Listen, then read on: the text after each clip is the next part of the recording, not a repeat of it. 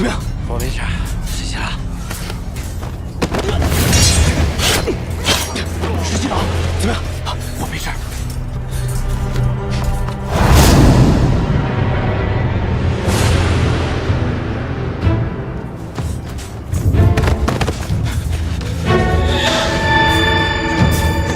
大哥，怎么样？父皇呢？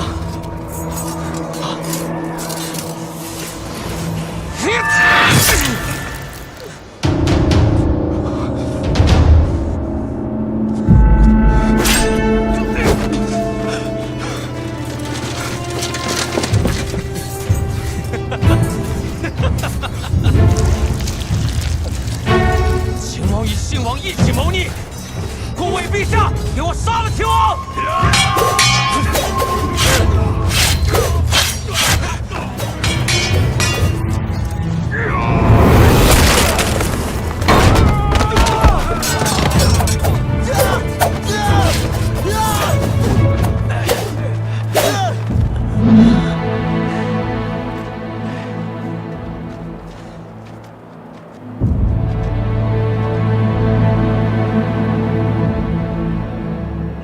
都没事吧？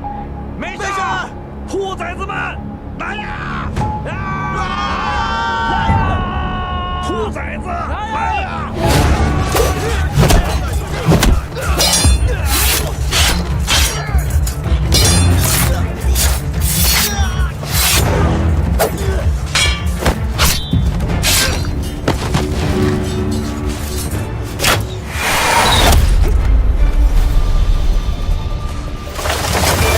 给我射死他！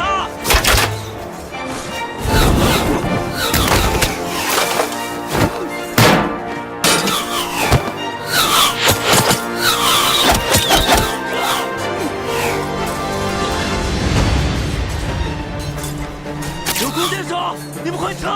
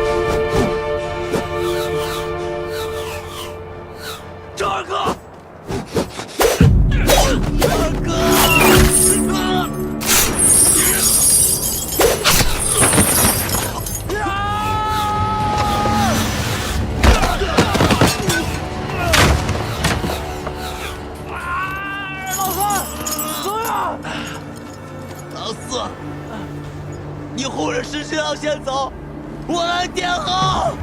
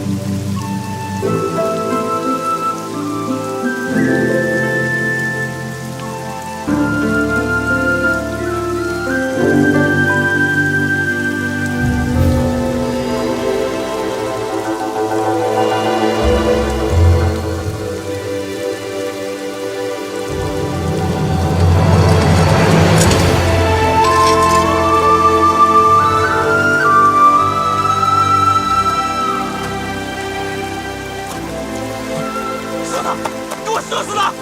射呀，射呀，射呀！快射呀！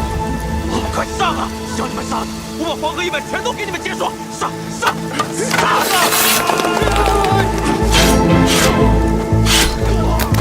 杀了他！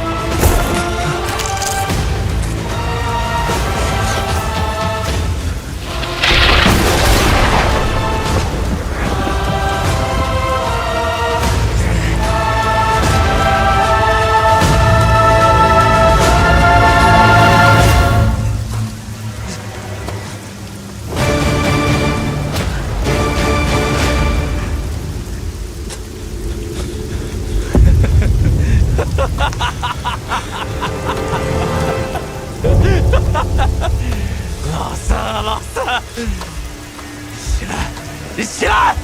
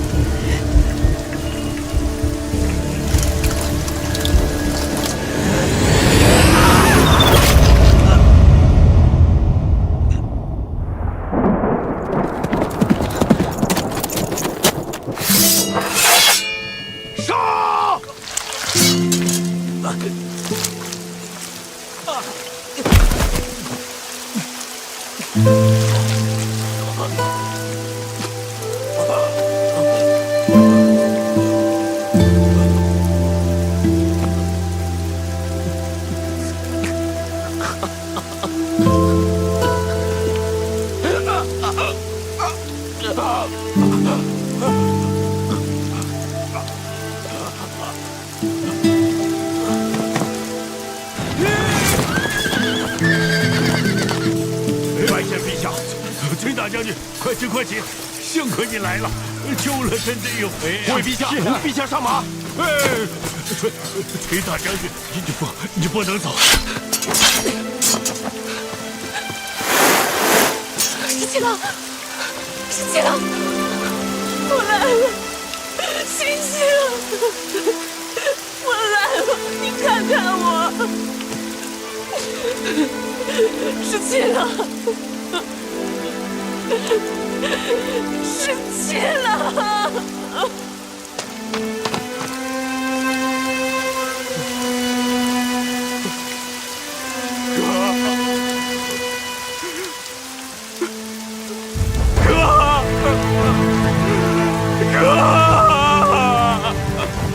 哥，你说话，哥。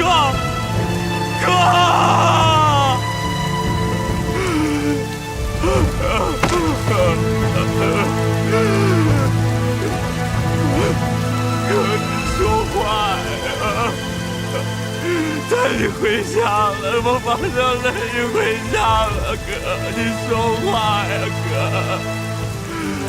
带你回家，带你回老乐关了，哥。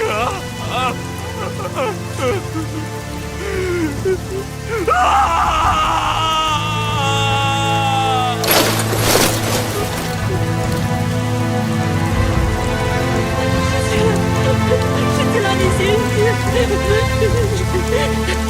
十七郎，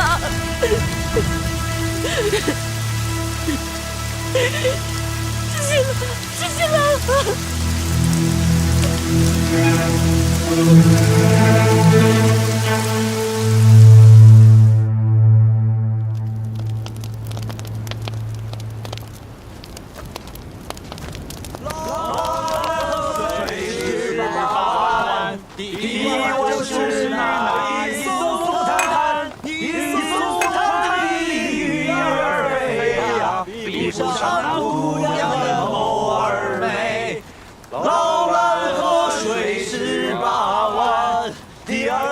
第二弯就是那。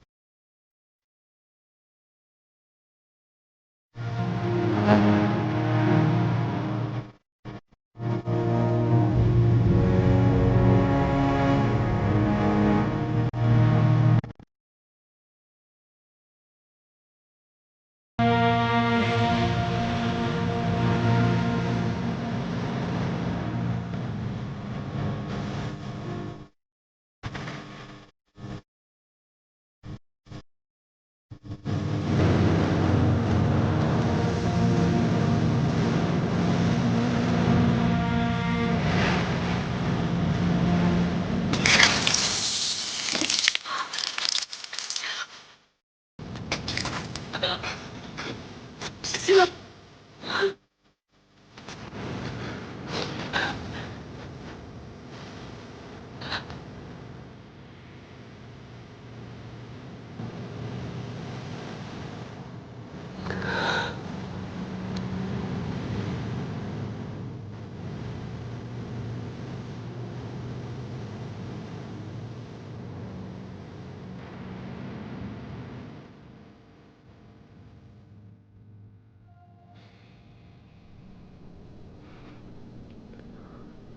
我好生难过。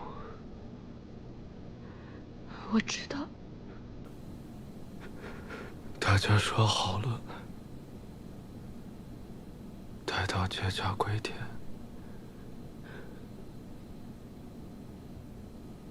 就回三里冢赵家村。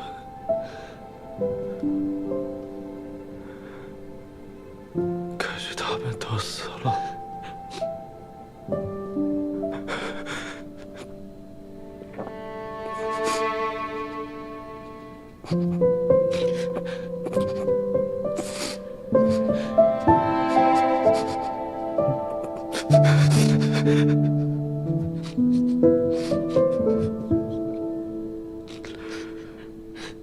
老婆，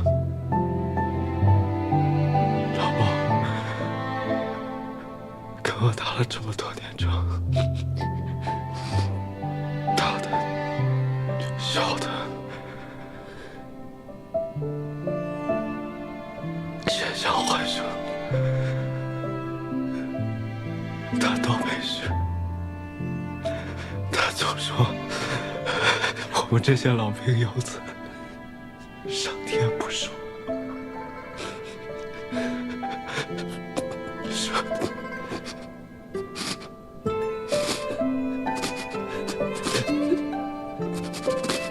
上天不熟。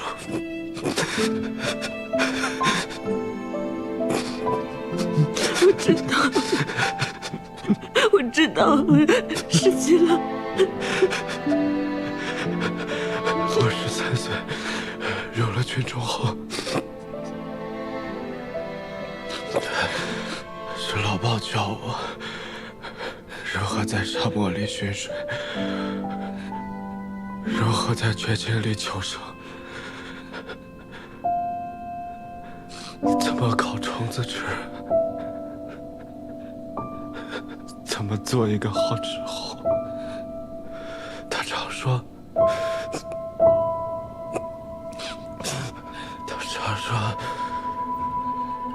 我是百年一遇的人才，他还常常说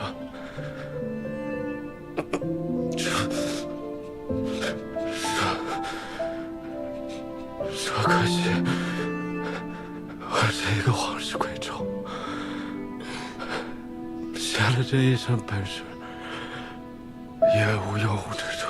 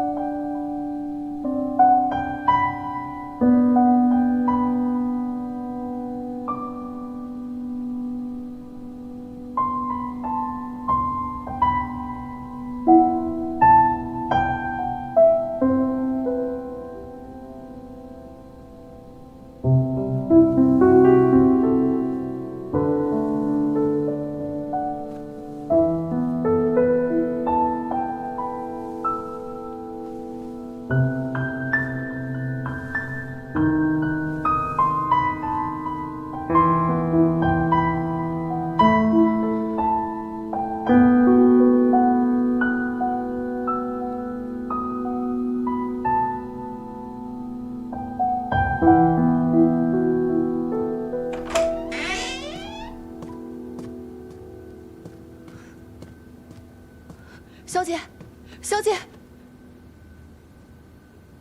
齐王不见了。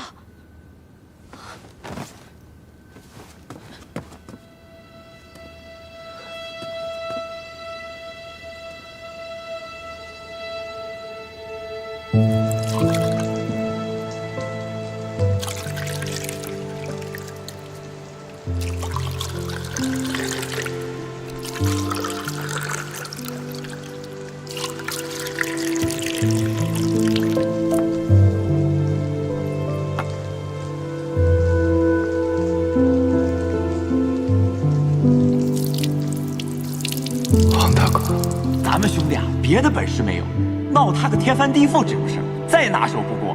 哈哈哈哈哈哈！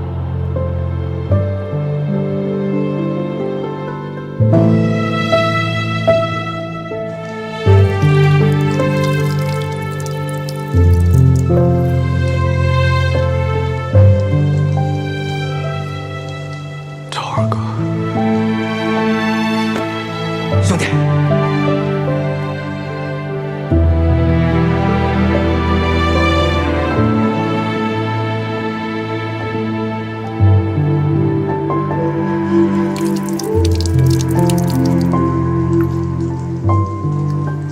三弟，四弟，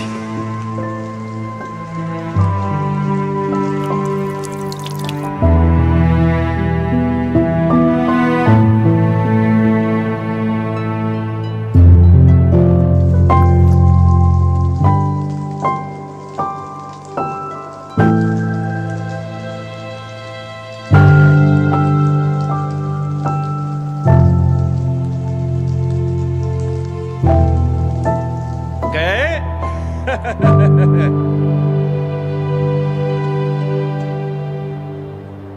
石七郎，我们都商量好了，等以后老了不打仗了，我们呀都从劳兰关回三里松。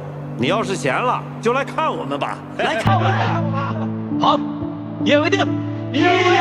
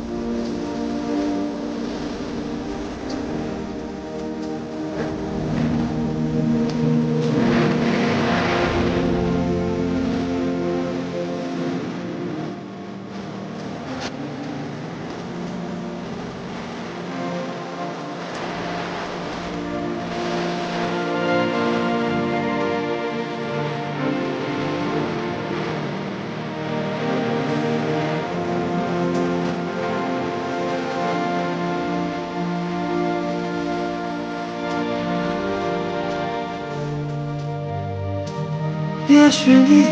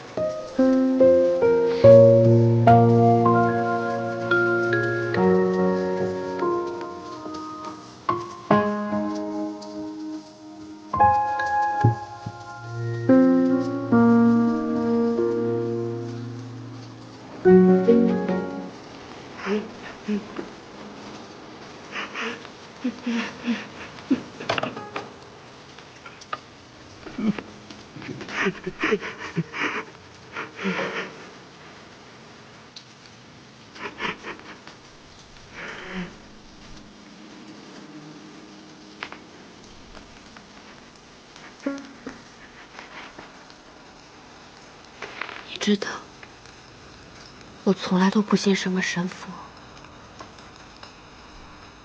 也从来不许愿。但是那几天，你昏迷不醒的时候，太医说你这次伤得太重了，有可能再也醒不过来。那个时候，我想去跪拜这世间所有的神佛，虔诚的许愿。你曾经说，奶娘说过，如果有什么心愿，就放一只竹蜻蜓，等竹蜻蜓落地的时候，心愿就可以实现了。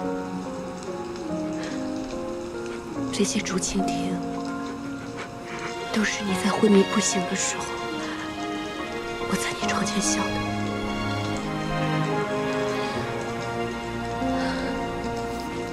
石七郎，你曾经。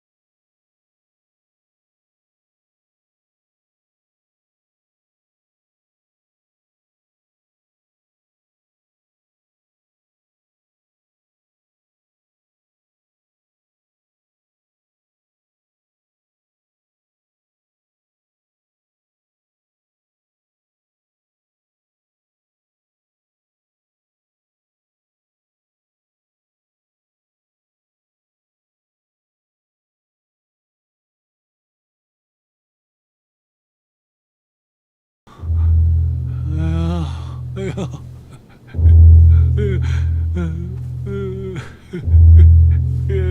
这怎么全身都疼啊？陛下深宫无碍，只是心绪沉重。微臣告退。哎呦，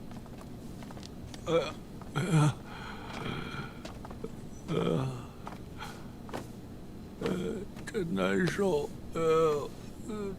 真疼啊！陛下，太医刚刚请过平安脉，说并无大碍。可是，我现在还是觉得全身特别的疼。哎呦，只要一闭上眼睛，就会觉得有刺客杀出来。哎呦，我这一宿都不敢睡，只能点着灯。陛下受了那么大的惊吓，哎，如果换做常人的话，早就给吓破胆了。陛下只是稍有不适而已，已经是泰山崩于前不色变的境界了。顾相说的对，可是我这身上真是疼啊！你说这什么时候才能好啊？陛下，既然您圣功不遇，那就册立秦王为太子，并令太子监国吧。秦王不是也受了重伤，还在养伤呢吗？哦，陛下，秦王年轻，受再重的伤，那调养几日也就好了。陛下，圣功要紧，如若不好好休养，这关爱社稷大事呀。哎呀，秦王和齐王多好的孩子，没想到被接说人利用了。我听说接说人善用药，他们肯定是给信王和齐王下了迷魂药，所以他们俩才会变了一个人似的。陛下，信王、齐王谋刺圣驾，罪无可恕。依照国法，十恶不赦，该当处以极刑。但是陛下宽厚仁慈，还是按照王爵之礼安葬了他们，并且赦免了他们的家眷。行了，臣知道。陛下，崔大将军已经押着接说的俘虏回京，不如就命秦王代替陛下与宗庙献俘吧。朕就是不想见这些接说人，一想到他们，我就想到我的莱儿。那臣就替陛下下旨给礼部，准备册立太子大典吧。陛下，还有一事得请您定夺。白水关大捷之后，崔家军陆续撤回了瀛州，这其中的军费花了几万万钱。您看我们兵部实在是……哎呦，朕头疼得很。哎呀，这些乱七八糟的事，都去问太子吧。但是陛下，还有一事必须由您定夺。这崔家军有救驾之功，你看如何颁赏啊？还怎么颁赏啊？这个崔氏女马上就要封为太子妃，而这崔乙已经做到了双份的大将军了。你说还怎么升他的官儿？怎么赏他呢？陛下，臣正要谏言，秦王可为太子，但崔氏女万万不可为太子妃。崔乙不是要从众多皇子里选一个嫁女吗？陛下，此一时彼一时也。彼时孙敬刚死，江山社稷未稳，陛下也尚未立储。这崔家势大，又占据了东都，随时可以效仿孙敬之举，所以他才胆敢上书，要求择皇子为婿。但陛下也未曾答应啊，只是含糊其辞而已。顾相说的对，朕从来没有答应过他。他以为他上了奏书，这就必须依他。但是陛下，这恐怕有些不妥吧？陛下明鉴万里，所以当日才含糊其辞，有何不妥？崔氏女是万万不可为太子妃，武将跋扈，那崔乙性情骄纵，眼高于顶。况且崔家军上上下下都对其忠心耿耿，若为外戚的话，朝中是万难钳制。难道还要再养出一个孙敬来吗？顾相说的对，崔氏女绝对不能成为太子妃。但是陛下，太子对崔氏女一往情深，恐怕太子李逆还没成为太子呢。再说了，就算他是太子，他就能目无君父，抗旨不遵吗？哼，老百姓的婚姻也都是父母之命啊，媒妁之言。哼，既然是朕册立他为太子，那么太子妃的人选，朕总还说得算吧？哼！陛下息怒，裴大将军也是私心猜度，其实太子也未必是执意要娶崔氏女。陛下说得对，太子呢就应该有君父之忧，为天下计，顾全大局。陛下所选定的储君，难道这点气度还没有吗？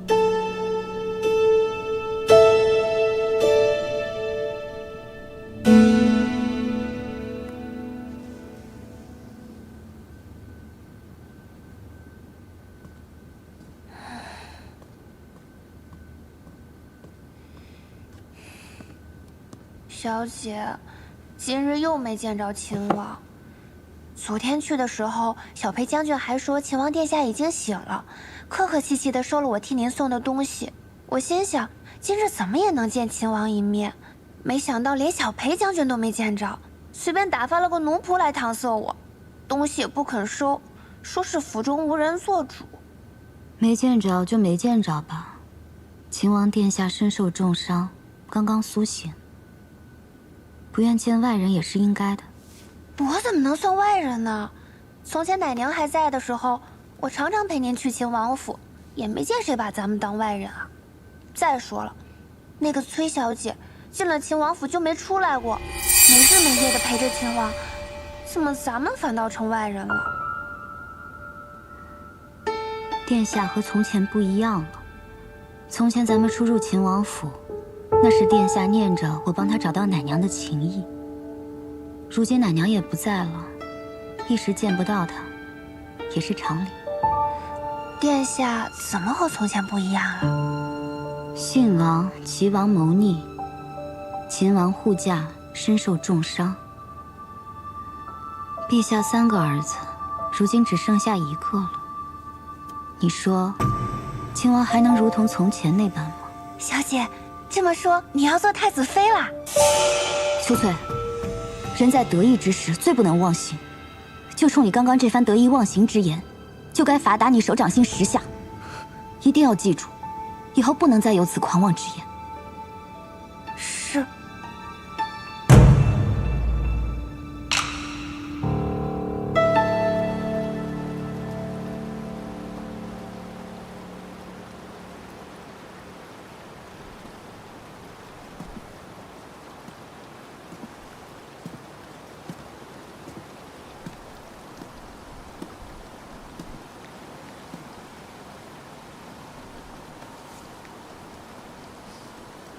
十七郎，天气凉了，我给你做件衣服吧。这府里还有这么多衣服呢。你以前总说，我都没有给你做过什么，所以我想亲手给你做一件。来，给你量一下。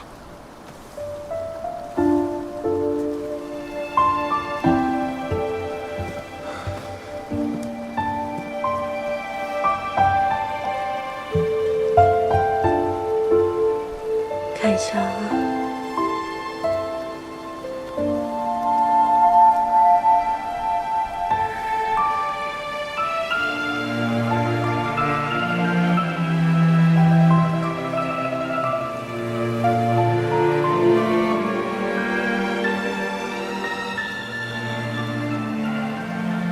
你最近都瘦了呢。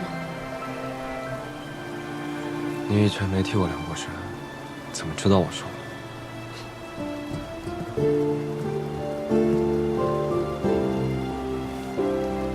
我以前抱过你啊，所以自然是知道你瘦了。从来都没有抱过我，都是我去抱你。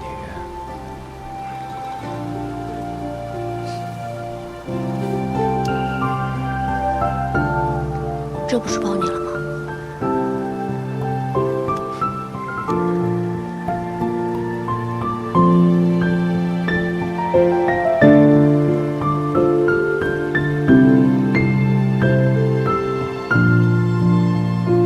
我给你变个戏法好不好？啊？你看，把它塞到我的手里面，塞，都塞进去了。吹一口气。好，看，你再吹一口气。没了。你看一下自己左边的袖子，有什么东西？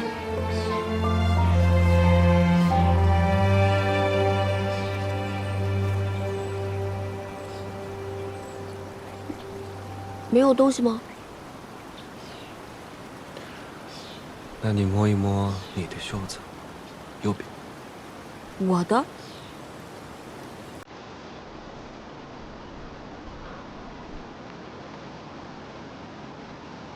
你的眼神。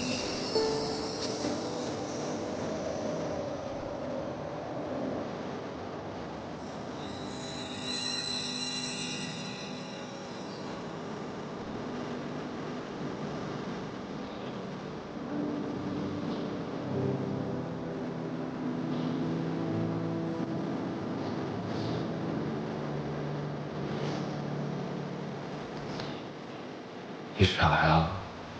我可曾是之后。你想借着给我量身，将发簪藏到我的袖子里。你这戏法变的，这么大个物件，我能察觉不到？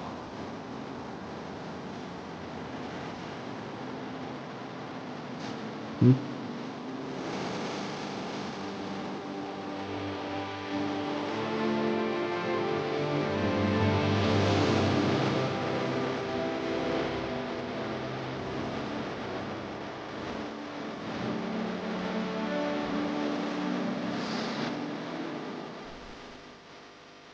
谢谢。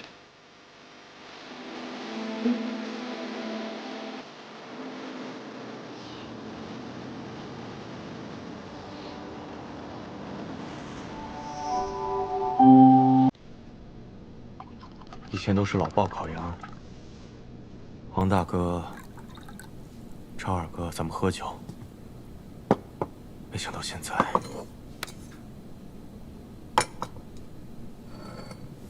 耳朵，你身上有伤，还是以茶代酒吧。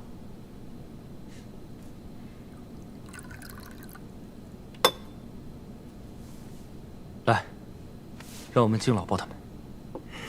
敬老鲍。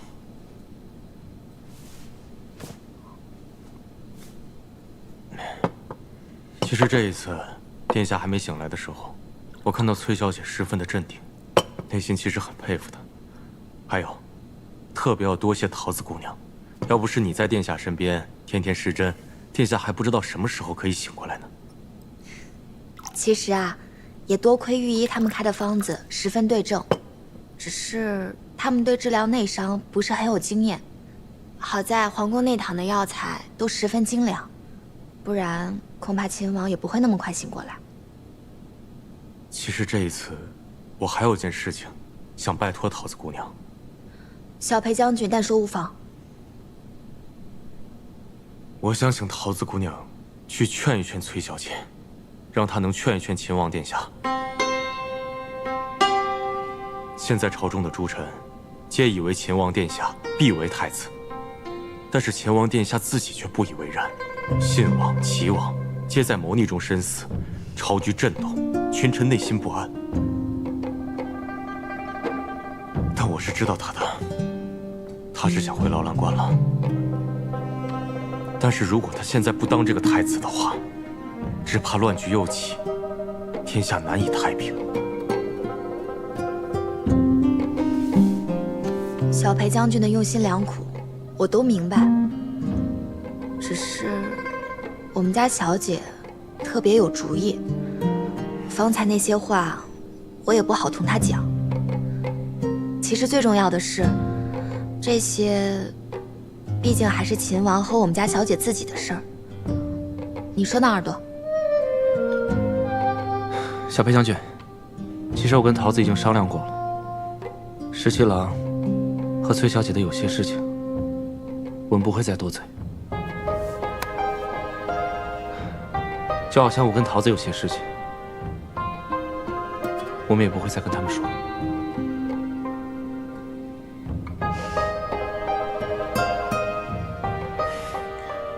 是我迂腐了，喝酒。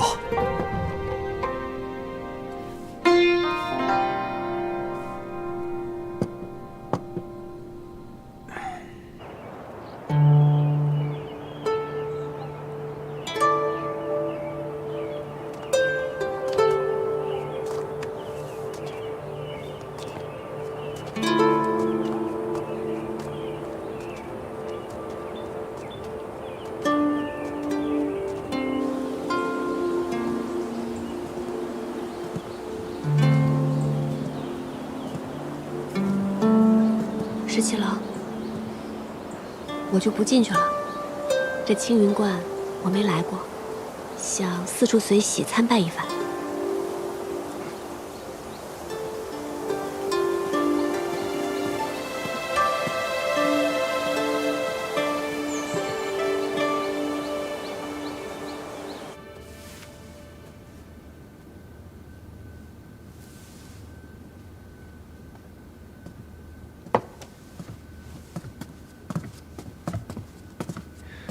见过萧真人。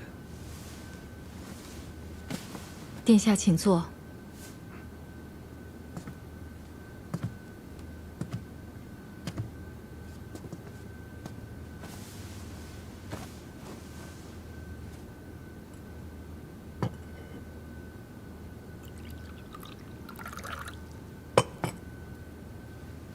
今日朝中之事，想必真人都已经知晓。亲王与齐王，真没想到如此丧心病狂。幸亏陛下与殿下都能安然无恙。之前曾经答应过真人，要劝父皇立玄泽为储君。此一时，彼一时。我信任殿下，才将太孙托付给殿下。殿下是一诺千金之人，所以今日才特意入观来见我。其实殿下内心早已深知，如今的情势，殿下恐怕不得不为储君。如今朝中不安，太孙乃一介质子，他如今没有这个能力，因此大变之举。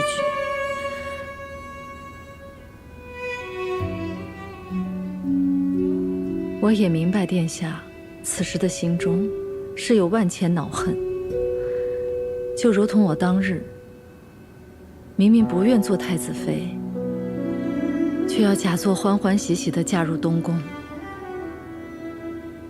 人生在世，有那么多不情愿之事，活在当下，顺势而为，落子无悔。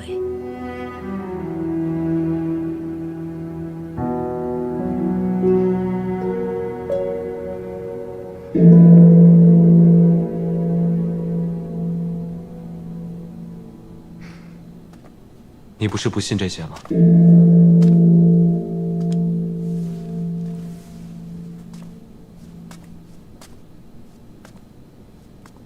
世间有万般不得已，人生譬如朝露，忍不住有所贪恋，有所求。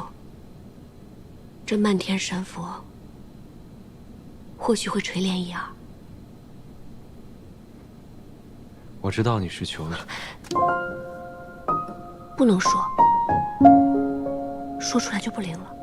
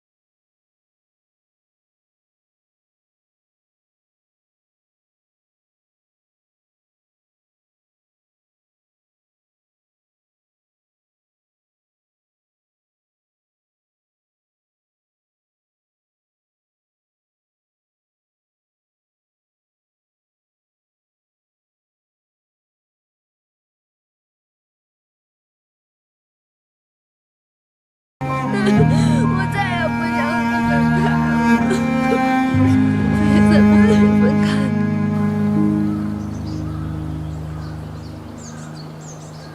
原来青云观的神树长这个样子。秦王殿下，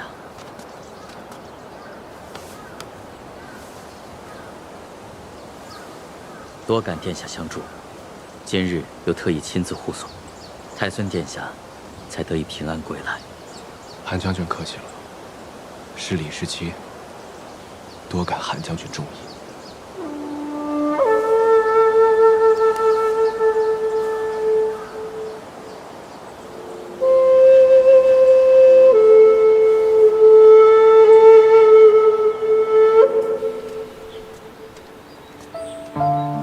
这位韩将军，还真的是可以写入青史的人物呢。是啊，从前我也只想做一位威风凛凛的大将军，御敌于国门外，让敌人听到我的名字就闻风丧胆。秦王殿下的名头，倒是也可以指小儿叶铁呢。其实我心里知道，劳兰关是回不去了。我亲眼看着兄长们背叛父亲，其实他们都是死在对权力的渴求和无法控制的野心之下。之前我总是很想回劳兰关，现在我明白了，我想回的并不是劳兰关，而是想要回到过去那种简单的、没有心机的、开心的日子。我太清楚，一旦成为储君，恐怕就要做很多身不由己的事。一个闲散之人和一国储君要担当的责任完全不同。从前我不知道，亦或是我知道，只是不愿意承认罢了。我阿娘死后的很长一段时间，我也什么都不想要，只想回到阿娘还在身边的日子。阿英，我心里其实都明白，你我所思所求，其实都是殊途同归。我们都想天下太平，百姓们不再流离失所，文官清廉，武官不惧死，所有人都能过上好日子。选择年幼，是无法担此重任。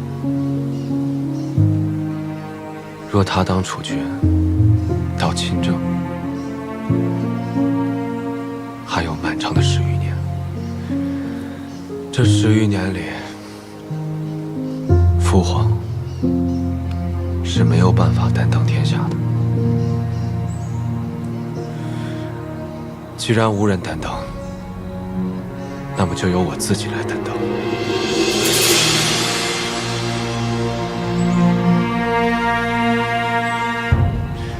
赵家村，老包他们是回不去了。可这天下要何止一个赵家村？有千千万万的游子，更有千千万万因战乱分离的夫妻、父母、儿女。我深悔，我深悔没能救得了老包他们。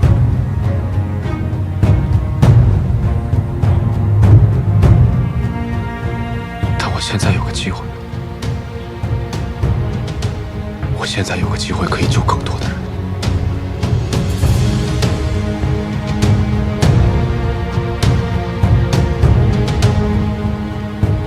我要救更多的人。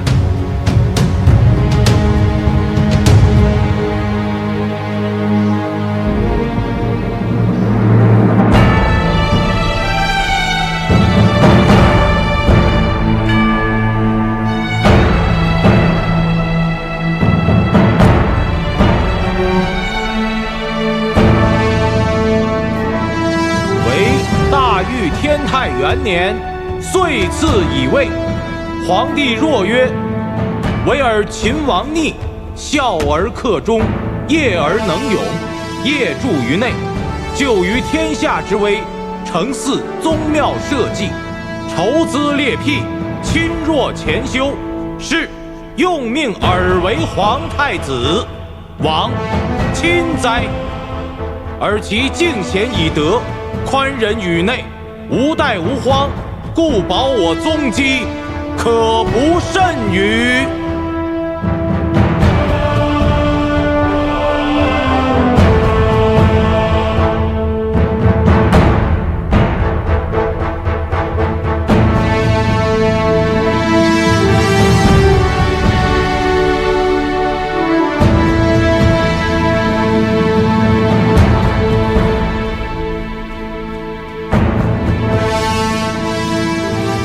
谢陛下。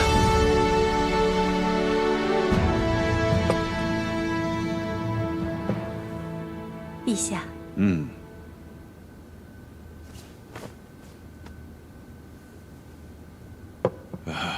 陛下似乎闷闷不乐呀。今天太子又和崔氏女一起出城去了，好多人都看到了，现在都把他当成趣闻来讲。哎，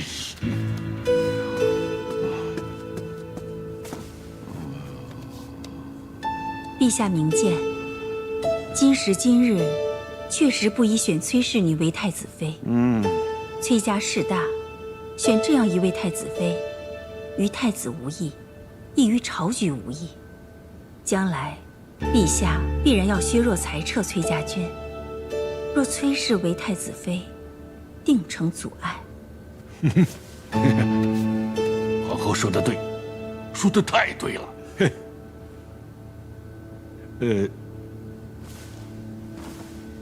可要是崔氏女不行的话，那就得选一个出色的名门之女做太子妃。那日赐宴崔氏，我冷眼旁观，觉得故乡之女顾婉娘不错。皇后都说好，而且又是故乡的女儿，看来此女甚为出色啊！好，太好了。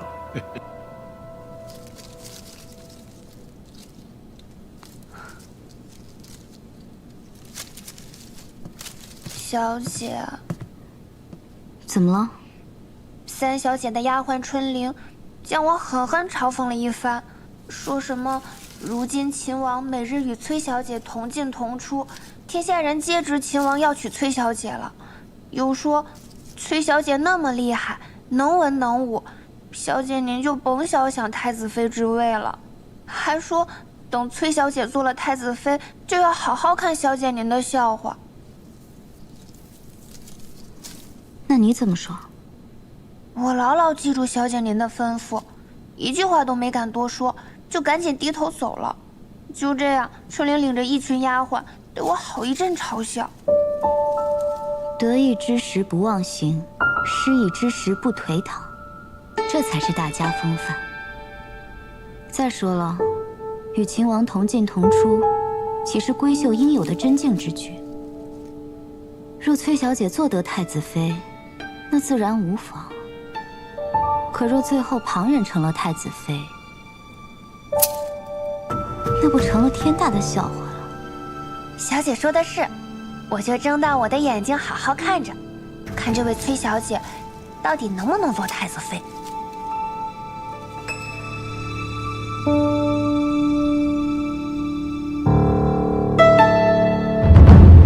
陛下，既已立太子，还望早日为太子殿下册立太子妃，早诞皇嗣，以固国本。臣附议，应从名门世家中广选良缘，择其优，为太子殿下册立太子妃梁帝宝林。陛下，战乱始平，天下初定，儿臣觉得，此时不应该广选良缘，惊扰民间。太子说的有理，这个时候大选良缘，甚为不妥。还是先册立太子妃吧。朕觉得故相第6女甚是出色，可以选作太子妃。陛下，臣女德薄能贤，岂能堪配太子？陛下，崔乙之女崔氏，陛下原属意以她做皇子妃，如今以她做太子妃，岂不是两全其美吗？裴卿此言差矣。崔乙狂妄，上了奏书，说要在皇子中挑选一个为婿。朕从未答应，朝臣们也颇多反对。再说，在这个时候以崔氏为太子妃，很不妥当。陛下圣明，崔乙自领崔家军10万众，气焰嚣张。此时万万不可再立崔氏女为太子妃，否则必成昼夜之患。臣附议，崔氏女万万不可册为太子妃。臣附议。臣附议。臣附议。臣附议。臣附议。臣附议。陛下。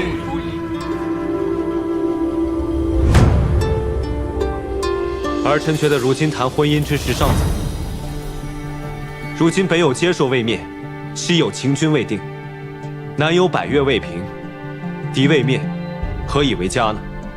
娶妻生子，人伦大事，怎能说敌未灭，何以为家呢？陛下圣明，太子殿下宜早册立太子妃，为圣朝万年之计，延绵宗嗣。陛下圣明，太子殿下宜早册立太子妃，为圣朝万年之计，延绵宗嗣。石七郎，尝一尝。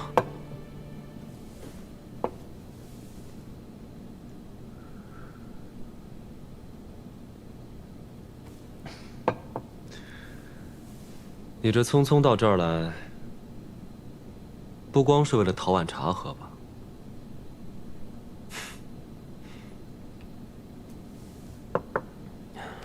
石七郎，陛下和群臣的意思，想必你也明白了。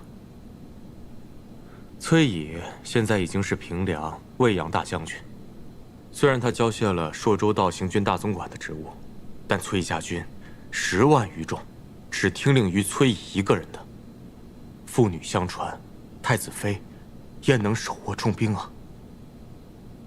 更何况，如果这个崔乙真的成了外戚，必定难以控御，恐生外戚之祸。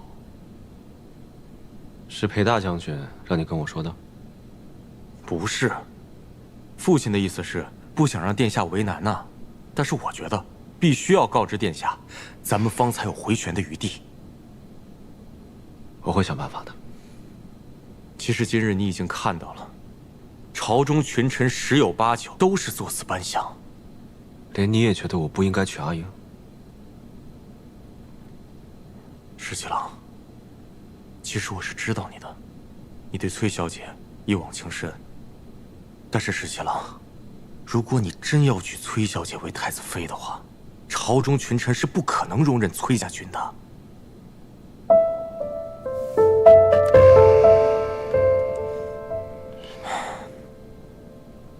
现在不比从前了，现在已经天下太平，裁撤各路兵马那是势在必行的事情。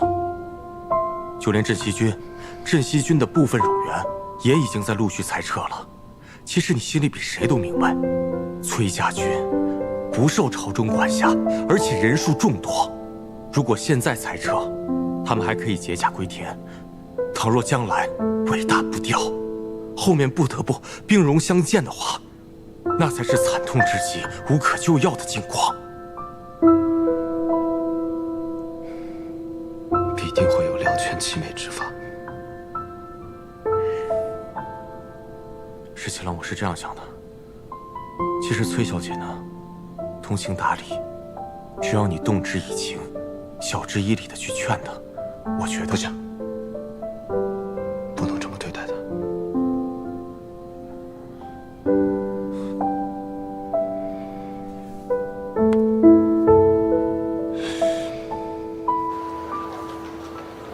哎，饭早啊。小姐，这个点心真是好吃哎，怎么吃都吃不腻。有一种很清淡的玫瑰香，还有荔枝的味道，确实不甜不腻。小姐，我跟耳朵都已经商量好了，之后呢，我们也要开一家这样的店，专门卖这种好吃的点心。是个好主意。等你的店开起来，我一定要第一个光顾。那你可得多买一点哦。那还用说吗？肯定买非常多。一会儿再帮我买一些玫瑰、荔枝、樱花酪，我要送人。小姐，你是不是要送给殿下？才不给他！不送给殿下，那我送给谁呀？保密。老有那么多小秘。马步，稳住，注意力要集中，走。走。累吗？不累。再来。很好，再来。用力。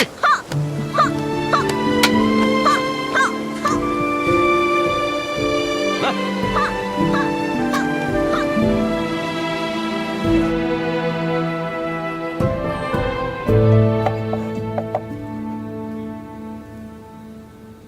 多亏崔小姐，还想着我这方外之人，带着这么精美的点心来看我。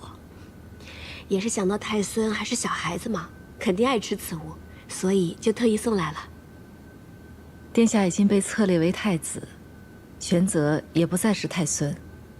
崔小姐，今后莫要再做此称呼。是。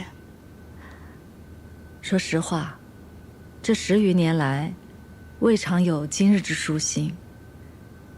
虽然这是方外之地，不染繁华，但就像是久归之人，思心甚喜呀。是，我看真人刚才看着玄泽的时候，满脸笑意，只觉得万事皆足。崔小姐，马上就该成为太子妃了吧？微微可知。太子与崔小姐两情相悦，崔小姐必会成为太子妃。只是，实不相瞒，我内心甚觉可惜。世人只知太子为储君，一人之下，万人之上；世人亦只知太子妃为储后，内命腹中，自皇后之下，最为贵重。可是哪有人知道，作为太子妃，有万般难处啊！真人刚才说，这10余年来，未尝有今日之舒心。是啊，孙敬之乱时，我含垢忍辱，卧薪尝胆。可是我作为太子妃之时，又何尝有一日是随心所欲的呢？如果真做了太子妃，你就会失去自我。你的喜怒哀乐、所思所想都不重要了。你的命运和储君的作为、王朝的兴衰紧紧地附在一起，再也不能挣脱开了。太子妃的身份是荣耀，也是禁锢。真人当初心悦过贤太子吗？我若心悦过，难道这万般难处，就不是难处了吗？许多事，都是太子妃的职责所在啊。真人大义，确实无愧于县太子。其实我所求，不过是无愧于心罢了。人生在世，最难的，就是无愧于心了。我与崔小姐只是寥寥数面之缘，今日是我话多了。真人外道了。大约从古至今，没有一位太子妃与另外一位太子妃做心腹之语，这是一段缘分。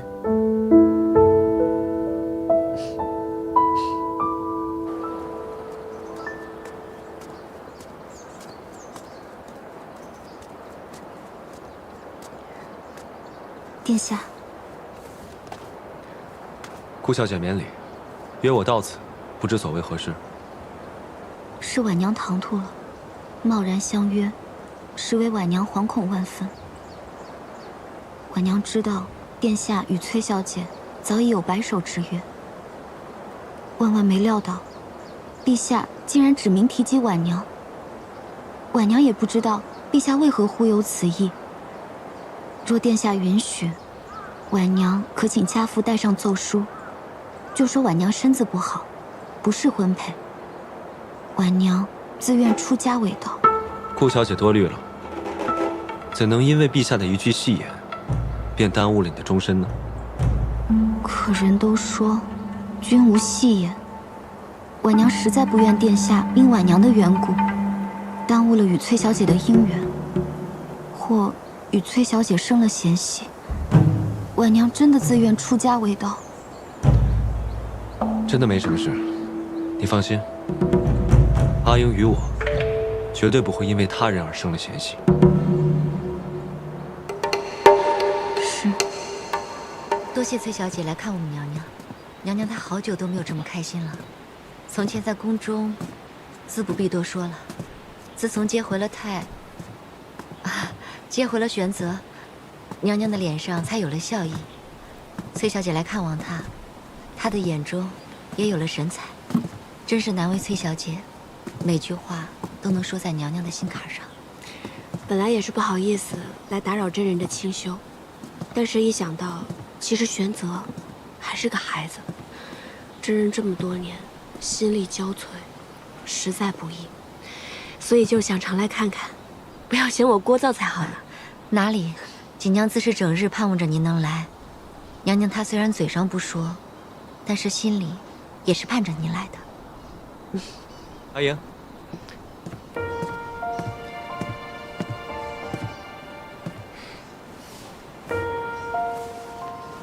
殿下来接崔小姐了，那就恕锦娘多揽不远送了。真人那儿之后要是缺什么，随时到府上来找我或者桃子都行。好。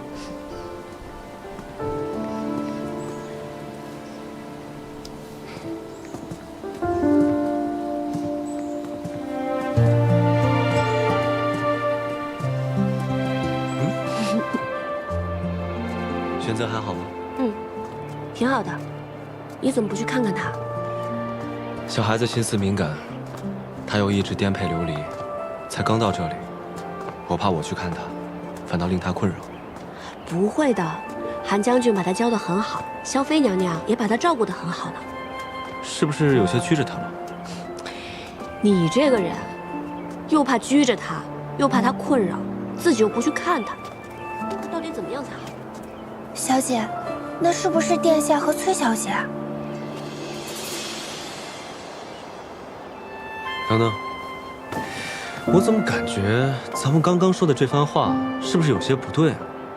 严父慈母，我怎么感觉我变成慈母，你却是个严父呢？我呢，处处在为孩子开脱，你呢，干脆利索。谁跟你严父慈母？我看你倒是讨打得狠。嘿，好。上车。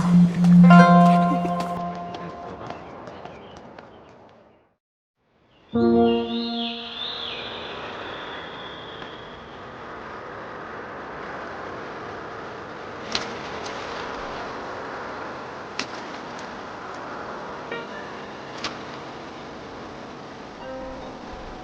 妃娘娘和玄泽总算是安定下来了。玄泽又长高了不少，练起武来也是有模有样的。如今战乱初定，这天下就像孩子一样，需要慢慢养成，休养生息。我打算等到明年春上的时候，劝父皇减免赋税，那些无主的荒田，着人一一丈量，据登记，分发给贫苦之人。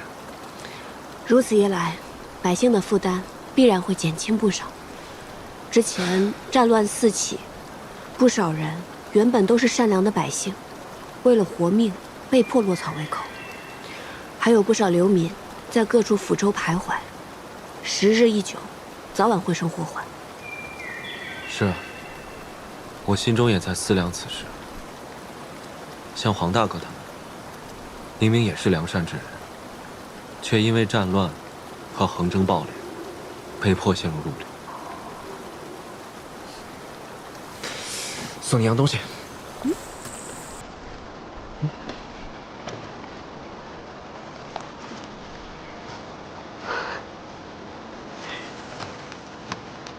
这好可爱啊！这个是我吗？我的腿哪有这么短啊？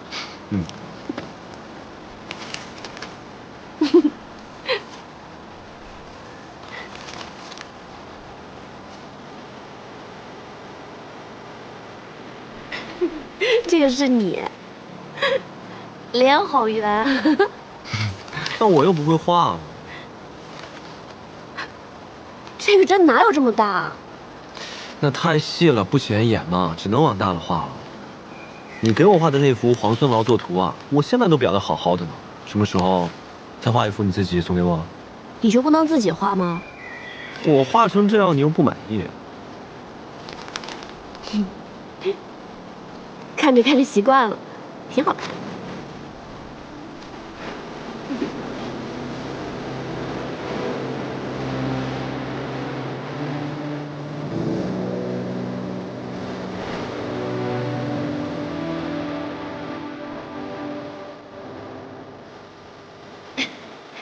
你看这个。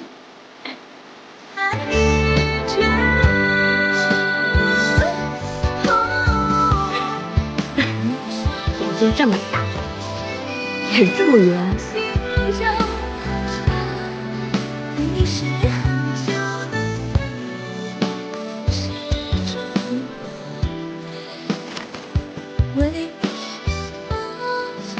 我把我们所有经历的事情都一一画了下来，这后面也留白了，就等咱们将来两个人一起画，好不好？这一生还很长呢。我们会遇到很多很多有趣的事情，画完一册再画下一册，下一册画完再画下下册，等咱们将来老了呢，一页一页的翻看，多有意思。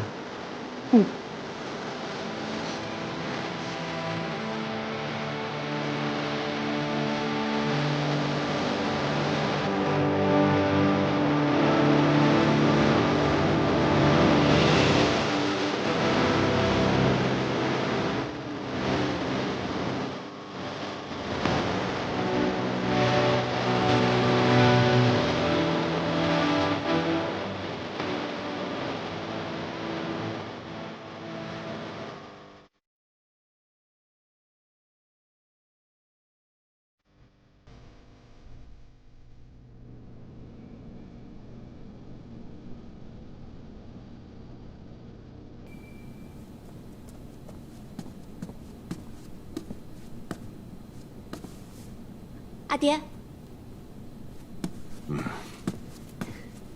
阿爹，裴大将军来访，都说什么了？他说，陛下与朝中诸臣都反对你做太子妃，我反唇相讥，他却喟然长叹，说殿下与你两情相悦。像他那样的老头子，难道想傍他鸳鸯？他劝我，为今之计，若裁撤全部崔家军，10万将士齐齐解甲归田，你才可能有机会驾驭李逆做太子妃。不过阿爹，现在天下平定，朝廷肯定是想裁撤兵马，镇西军自不必说了，咱们崔家军肯定是首当其冲的。若不是接受偷袭白水关，估计朝中会更快裁撤咱们全部崔家军。阿爹，现在县府已闭，不然您还是快点回瀛州吧。您这样久担京都，于崔家军于朝廷都一生变故。若是朝廷真的有意要撤裁咱们崔家军，我真的担心有人会对阿爹不利。那你呢？你不跟阿爹一块儿回去啊？我要是跟阿爹一起走，必定会有一番猜忌的。我就留在荆州嘛，也没什么大碍。哼，说来说去，你就是为李逆那小子。阿爹，您不是总骂他傻吗？他既然那么傻，那女儿就留下来，帮他一把。哼，女生外向，什么时候见你这般维护爹爹了？都成天惦记着要帮一个外人。依我看呢，我真想狠狠地揍他一顿才解气。好了，阿爹，别生气了，来喝杯茶。人家现在都是当太子的人了，您这样还要抽他一顿，那您也别想脱身走了。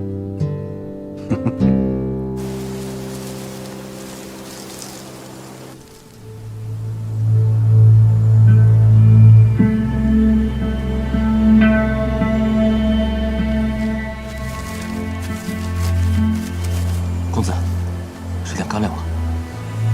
我不饿。你吃吧。我也不饿。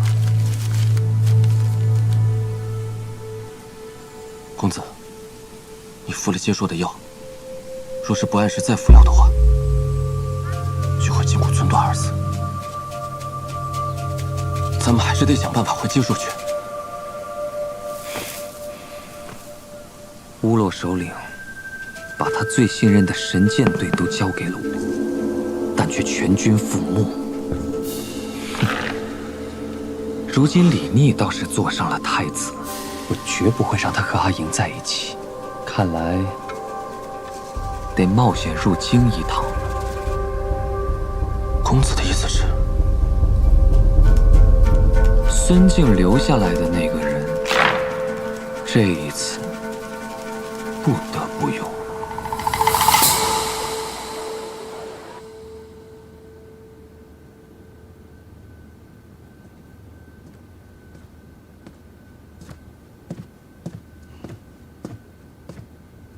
父亲，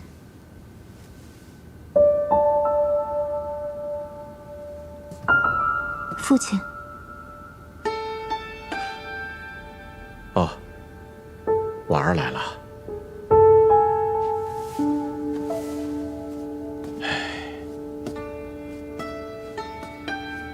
过来坐吧。父亲可是劳累了。刚刚来了一位多年老友，说了一会儿话，一时之间就走了神。父亲唤婉娘来，可是有事要说。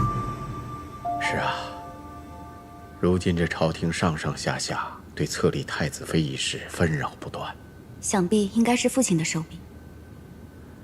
咱们这位陛下呀，是个软耳根，听风便是雨，稍加劝说就能如我们所愿。现在崔氏女不能被册封一事，已经达成共识。就算太子殿下想要一意孤行，也必然是拗不过陛下的旨意和群臣的极力反对。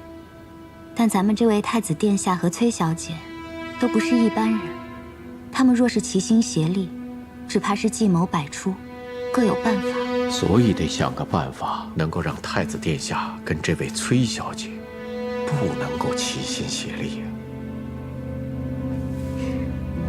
父亲为相10余载，再难的公事，到了父亲手里，还不是妥妥帖帖？这点事又算得了什么？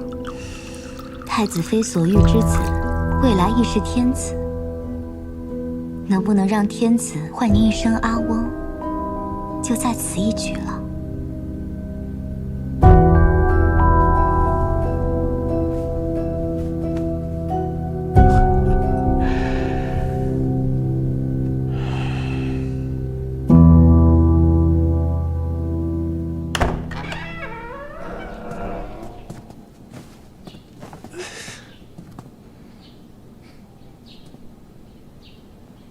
你怎么穿成这样躺在这儿？过来。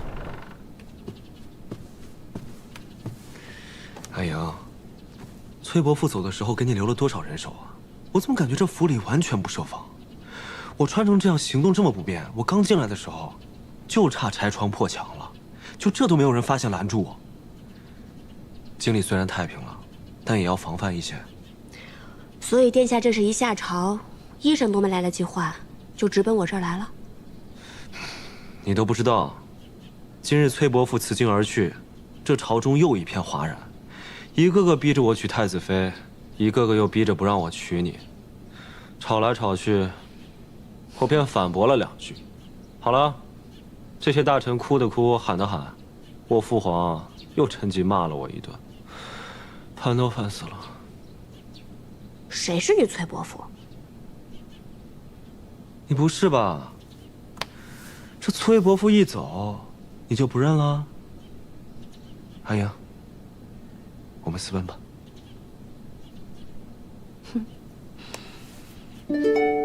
普天之下莫非王土，殿下这是想要跟我私奔到哪儿去呢？要不你先回瀛州，我去跟那些大臣说，我谁也不娶，谁爱娶太子妃谁娶。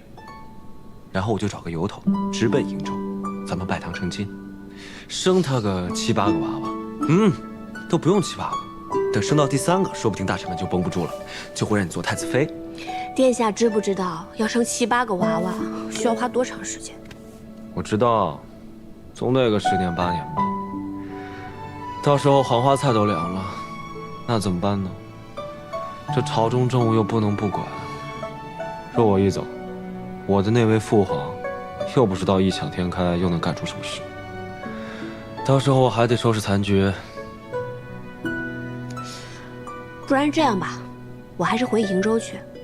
反正呢，我只想做你的妻子，又不想做太子妃。到时候，你常来看我就是了。这种话你都说得出口？我现在是太子，你却不做太子妃，那谁做？说这种话，看我不罚你！殿下，小裴将军来了，说有要事商议。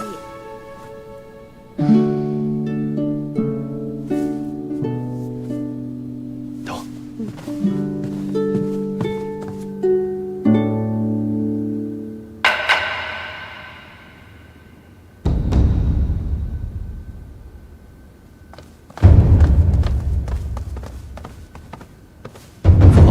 免礼。带人犯。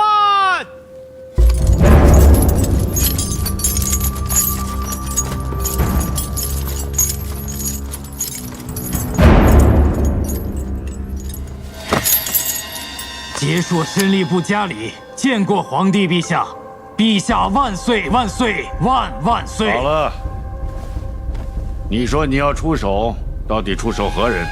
家里要出手崔乙。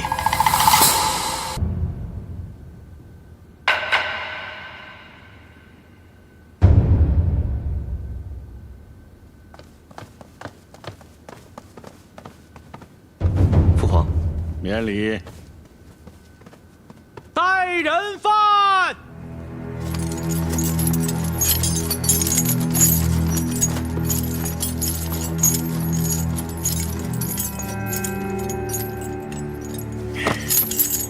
杰硕身吏部家里见过皇帝陛下，陛下万岁万岁万万岁！好了，你说你要出手，到底出手何人？家里要出手崔乙。崔乙本与我们乌洛首领谈妥了，只要我们退出白水关，就会私下给我们盐和铁器。但他背弃承诺，不仅追杀我们和方公部，还硬说我们2个部落的老弱妇孺是精兵强将，割下他们的首级充当战绩。陛下，此人乃崔乙俘获的申吏部首领，战败嫌恨，贪污大将，所以才作此言呐！胡说！我们接硕人是最直爽的，打不赢就是打不赢，输了就服气。崔乙明明答应只是假打一场，他却杀了我全部族老弱妇孺，我怎能服气？那崔乙在时，你为何不当庭揭发？那时未见过天子，不知陛下如此宽厚仁慈，不仅赦免了我的性命，还赐我衣裳，令我在京都居住。这时我心中才明白，崔乙所做之事，并非是皇帝陛下所吩咐的，而是他自作主张。朕就说，以德感之，必定会报之以德。你们看看，这个家里，就是被朕感化了。陛下，崔乙乃我朝大将，崔家世代镇守瀛州，而且与他们连年交战，崔乙没有理由与他们勾结呀。陛下，所谓养寇自重，武将从来都是以战功胁迫朝廷。他崔乙怎么就不会与接硕勾结呢？这家里说得清楚明白，崔乙杀了些老弱冒充军功，就这一条就是欺君罔上。此言荒谬！崔家子侄死于接硕之手百余，而且崔乙的结发妻子为了守城力战而死，被我朝敕封为武烈夫人。他与接硕有血海深仇，你说崔乙如何会与他们勾结呀？陛下，事出反常必有妖。白水关大捷来得太巧了，怎么就那么巧？崔乙的养子刚劝降，白水关就丢了，而崔乙的大军偏巧就在那左近，如同等着立这场大功一样。臣以为当彻查此事。臣更不明白，为何裴大将军不知崔家军军务，却百般替崔乙辩解？难道也有此等冒功欺君之事？你含血喷人！哼，若不是心虚，怎么裴大将军就一口咬定崔乙与结硕并无勾结？这等十恶不赦的大罪，难道裴大将军能用身家性命替崔乙担保不成？这等大罪，难道有裴大将军担保，就不应该彻查清楚吗？你胡说！够了！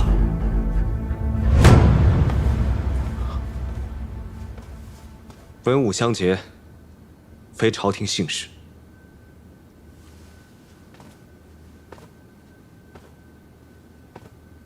你既然口口声声说崔乙与你们勾连，那又是如何与你们勾连的？派遣谁去乌洛密谋？既有密谋，你又从何得知？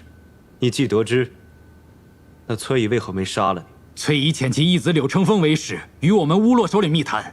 我是乌洛首领的亲侄子，所以他曾经私下告诉过我密谈之事。崔乙不杀我灭口，是因为他不知道我知道他与乌洛首领有勾结。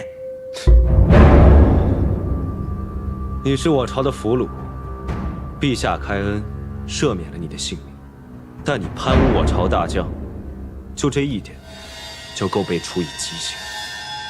还有，你不要以为你死了，就可以一了百了。我会亲自带兵，踏平你们乌洛的王朝。我说的都是实话，就凭你的一面之词，就想污蔑崔乙大将军。崔乙的儿子柳承风也出手了，不妨把他叫进来问一问，他知道的比我更清楚。好了，带柳承风上来。是。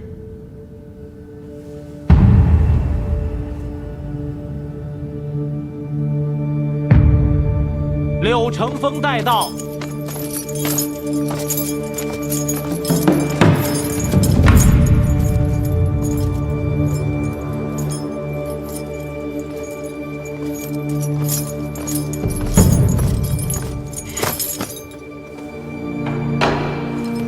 有罪之人柳承风拜见陛下，陛下万岁万岁万万岁！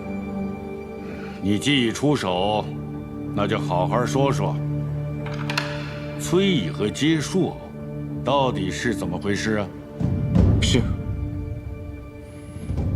崔毅与我说，想保全崔家军的实力，不愿与接硕交战，又担忧朝中迟早会撤裁崔家军，想要做两全准备，因此派我与乌洛密谈，由我佯作劝降，卖了白水关，这样我便可以留在接硕，给崔家军留一条后路。但其实崔毅早就与乌洛谈妥，由他领兵至白水关，乌洛佯作战败，如此崔毅便立下大功，这样朝中也必不会撤裁崔家军，崔毅亦可进退自如。一旦朝中有裁撤之意，便令接硕滋扰边境，而崔毅也答应会暗中供给接硕紧缺的盐、铁器等，养寇自重。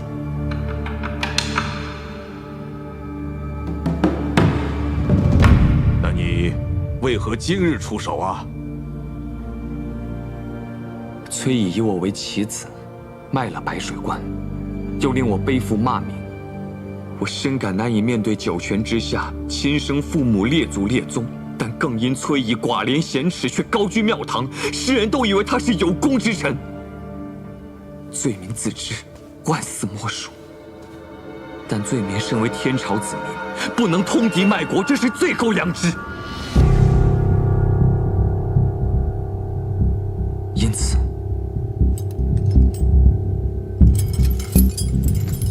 大义灭亲，出手检举。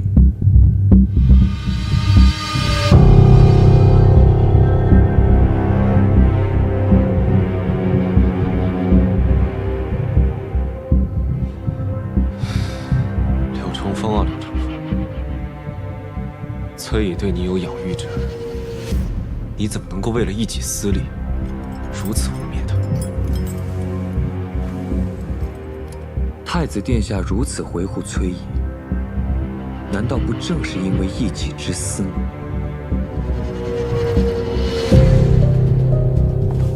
陛下，崔仪曾在两王之乱中救过陛下的性命。如果他要通敌卖国，又为何如此？若不是因为他与接硕勾结，又怎么会那般及时赶到相救于陛下？陛下，这与大捷一样，都是他勾结接硕、贪冒功劳的铁证。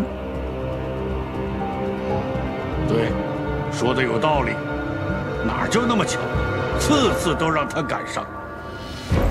陛下，为今之计，只有命崔大将军即刻还朝，查问清楚，便知分晓。这崔乙匆匆离京，焉知其中是不是有诈？陛下，只能遣重兵，先将崔乙索拿回京，更要防止崔家军作乱。臣附议。臣附议。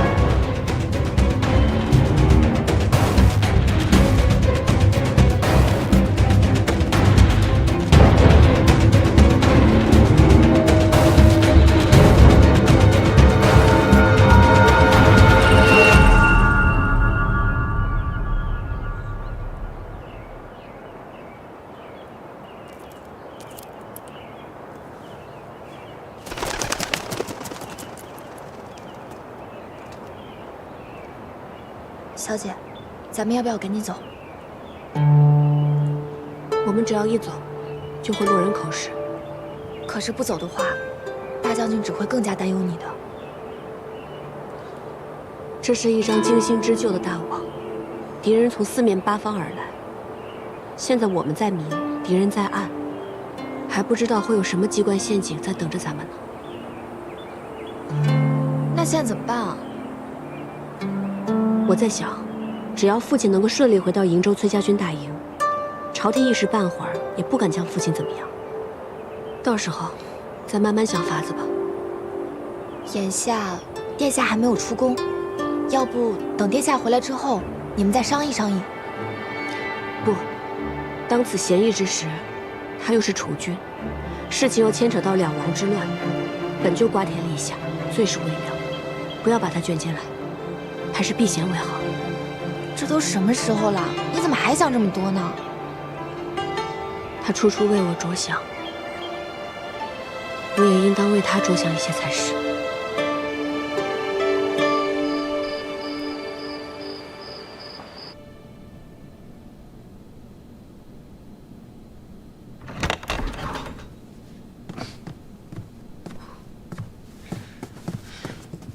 十七郎，我出了宫就一直在等你，等到半夜也没见你去。你这符力到底是怎么回事？我刚一路进来如履平地，万一有刺客怎么办？因为十七郎是最好的斥候，所以才会如履平地呀。这要是换做旁人，早就变成刺猬了。真的假的？我不信。来人！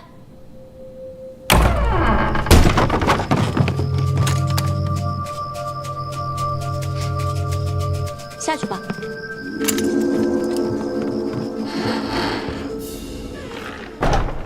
现在信了吗？信了，信了，这回我放心了。殿下大半夜跑过来，就是为了检查我的防护吗？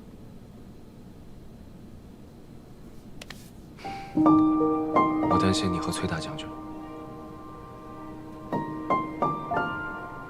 这等阴损的招数，也只有阴险之辈才想得出来。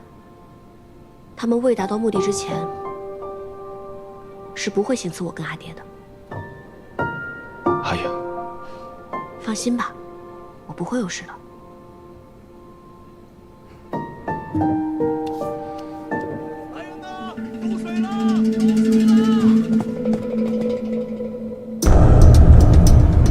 那是哪里啊？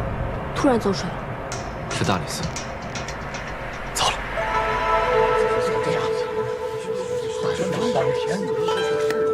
陛下驾到！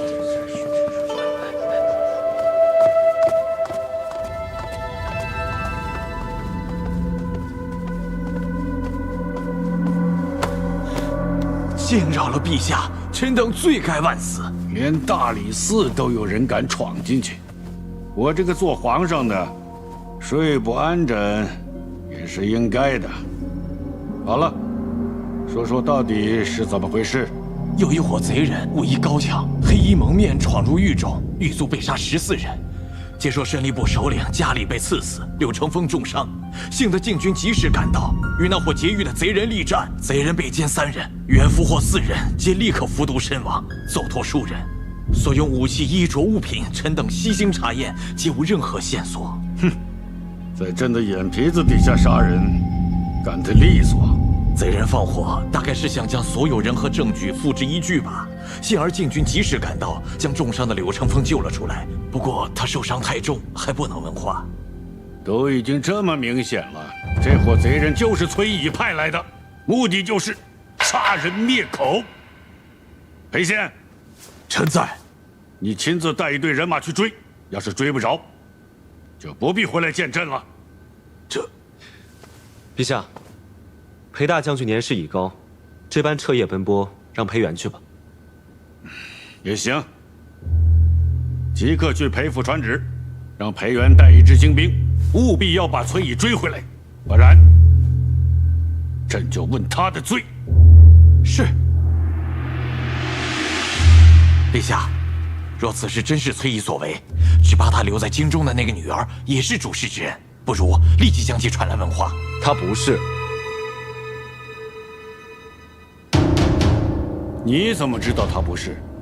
今晚我就在大房中，他自然不是。不知羞耻！啊，陛下，男未婚女未嫁，少年人一时情热，迟迟忘归也是有的。孤男寡女，三更半夜同处一室，还好意思说出来？这个崔氏女，她就是一个狐狸精，带坏了朕的太子。是我闯进他府中，我翻窗进去的。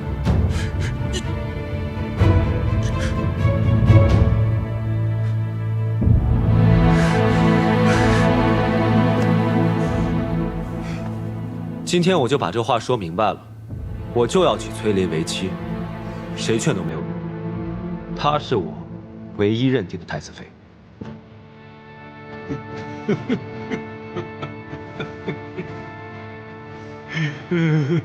我这是做了什么孽啊！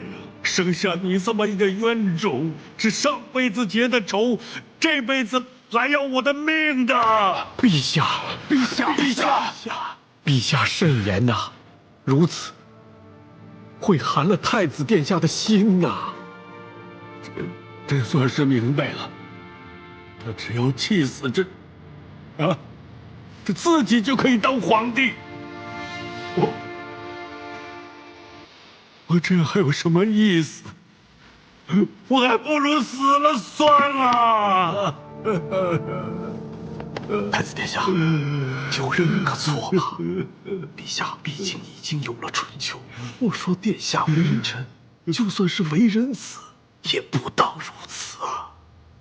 太子殿下，太子殿下，太子殿下。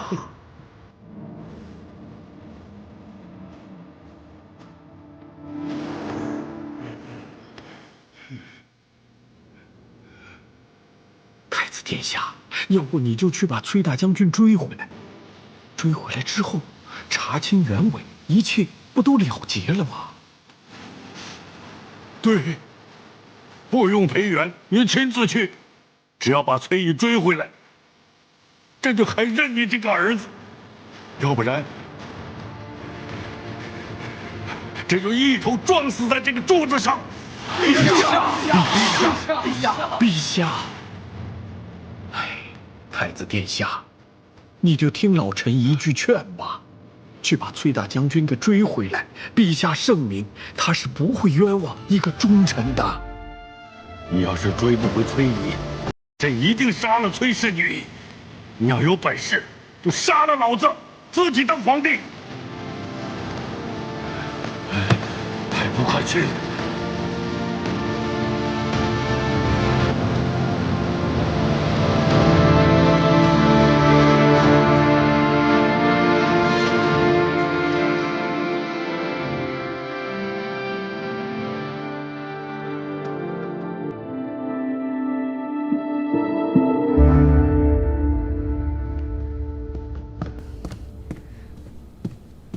小姐，外面不知道为何，小裴将军带着人把咱们府严严实实的围住了。小裴将军带着人，他没说要进来见我吗？没有，他只让我进来告诉你，说他带着禁军来的，让我们府内的人暂时都不要出入。天都快亮了，也不知道阿爹现在过了越州没有。咱们要不要派人先去问问殿下？不，李逆现在怕是已经不在西长京了。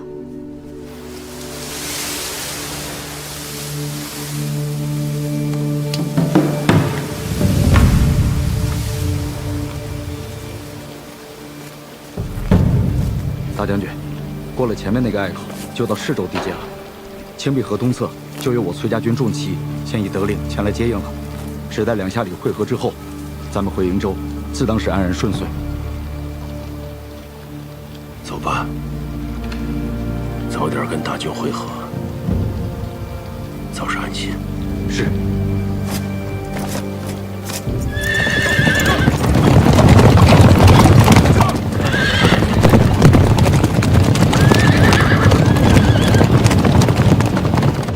你说已经过去7、8天了。李逆能不能带崔毅回来？哎呀，这不好说啊。通敌卖国可是大罪，太子若能把崔毅带回，陛下一定要彻查到底呀。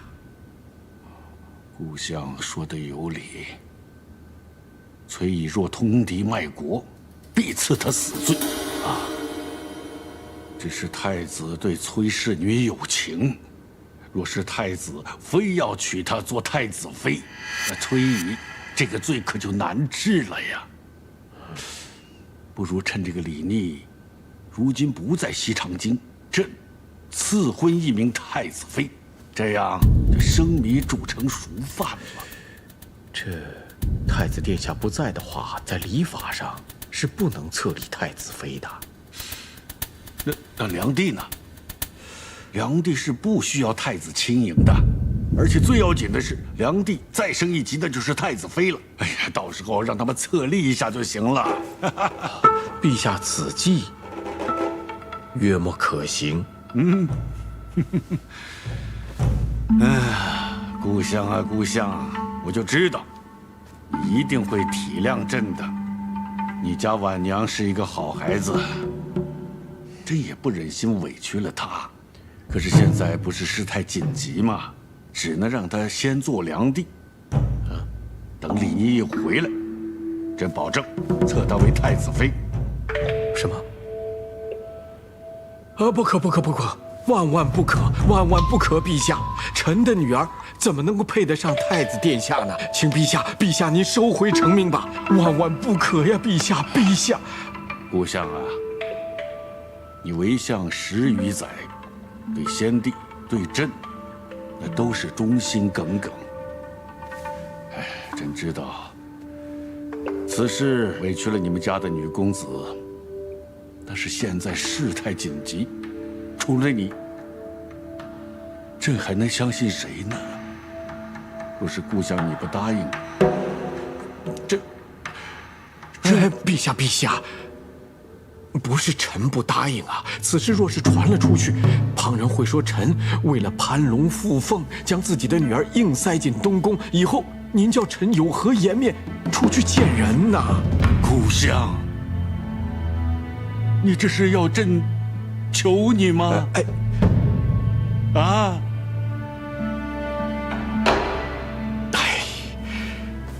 陛下，臣为了陛下，本就可以万死不辞，些许流言和骂名，臣为了国朝，不应计较。好，这就对了，啊！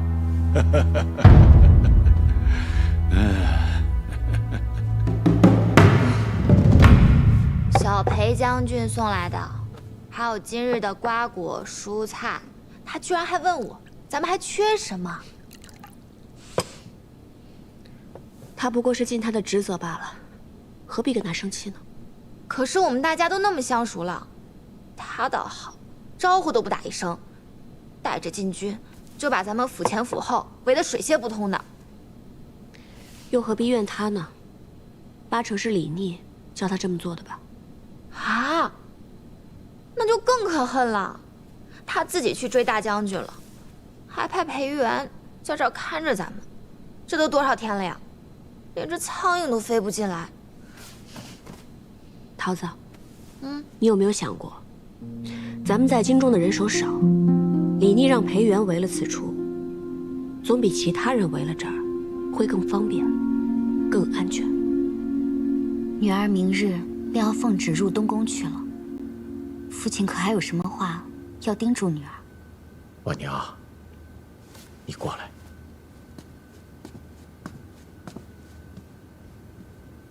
婉儿啊，你知道，太子是个聪明之人。孩子啊，你此去不易呀。凭你的聪明才智，花上几年时间，总能够笼络住太子。只要生下个一儿半女，那就大局已定。你将来就是皇后。父亲，您就放心吧。前方有大雾，徐徐而行。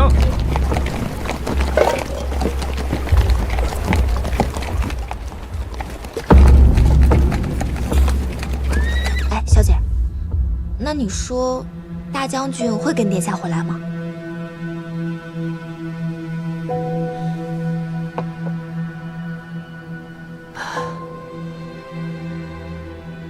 我不知道呀。那崔姨若真敢回来，就是钻进了笼子里面的老鹰，拔去了爪牙的老虎，在朝中，在京中，总有办法让他性命不保的。那女儿就放心了。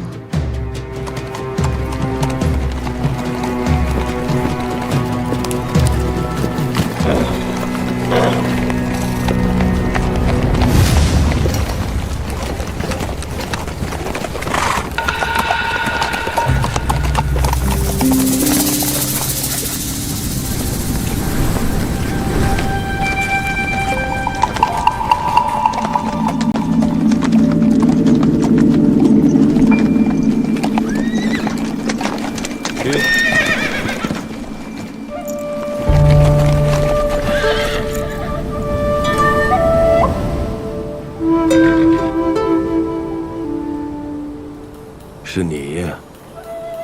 大将军，随我回去吧。有人攀污您通敌卖国，勾结接硕，望大将军随我回去，以解众人之疑。所以太子殿下，这是来劫杀我的？不是，我的马比您的马快，况且我持有皇令出城，可调动天下所有州县府的兵马。若我有意劫杀大将军，我早在宣州、齐州、淄州等处设伏。我既然在这儿等着，已经诚意尽显。你选的3个设伏的地点倒是不错，何不如你所言设伏，你我痛快一战。大将军若是这般回去了，朝廷从此必将崔家军视为朝中心腹大患，只怕届时会命我领兵。我实在不愿意与崔大将军兵戎相见。若你我一战，受苦的只会是百姓。大将军随我回京，我必定会倾尽全力，替大将军洗脱不白之冤。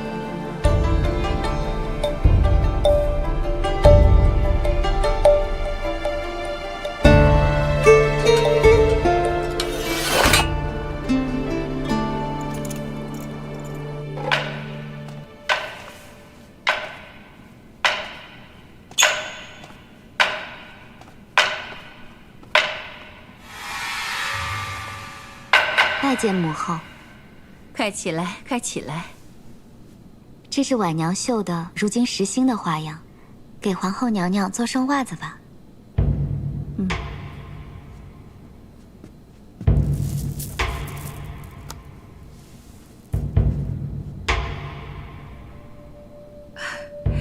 这么精致，哪舍得做袜子？给顾良娣赐座。谢皇后娘娘。难为你自从进了东宫，就日日都过来给我问安问好。晨昏定省，这不是晚辈该做的吗？刚才陛下还跟我念叨，说算这日子，太子总还有7、8天就该回来了。等太子回来，你们新婚燕尔的，就不必每天都过来了，伺候好太子才是。陛下，顾相，陛下，太子殿下领着崔大将军已经进了崇家门了。什么？太子这么快就回来了？可真的把崔姨给劫回来了？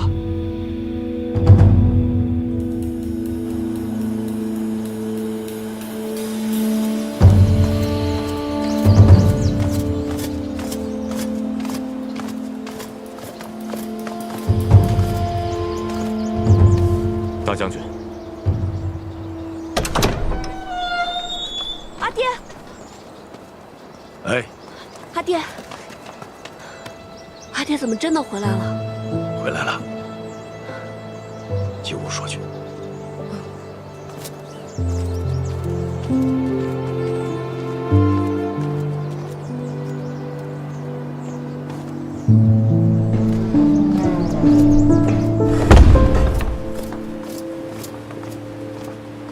殿下，殿下，你怎么来了？崔大将军已经回府，崔府暂且无事，我就赶过来了。有件要紧的事，我得告诉殿下。什么事？殿下不在京中这几日，陛下赐给殿下一名良娣，正是顾相的女儿顾婉娘。什么？顾良娣已经在东宫了。良娣不比太子妃，只要礼部走个规程，就可以送进东宫。殿下，殿下，殿下，殿下，看你脸色，刚才定是为崔大将军的事情，已经顶撞过陛下了。如果再进宫去，因为顾良娣的事情和陛下闹翻的话，有百害而无一利。现在，洗脱崔大将军的冤屈，立崔小姐为太子妃，才是最最要紧的事情。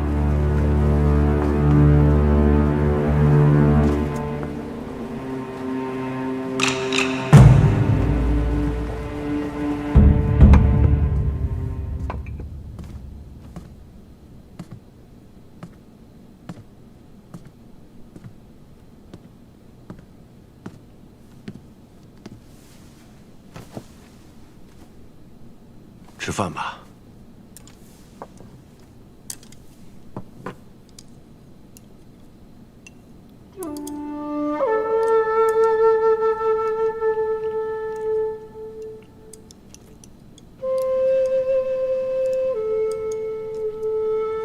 爹何必回来呢？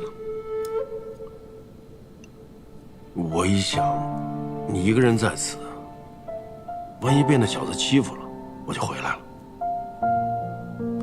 怎么，阿爹回来晚了，害得阿银不快了？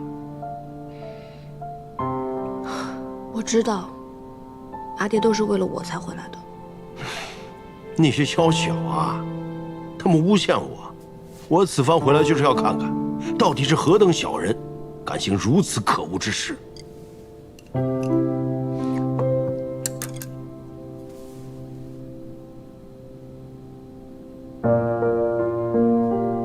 怎么了？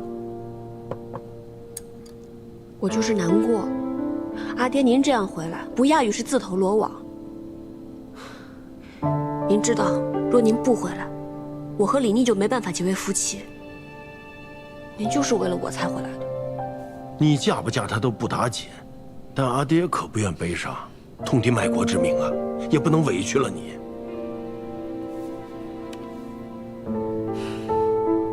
好啦，别难过了，阿爹没事儿。吃饭吧。嗯。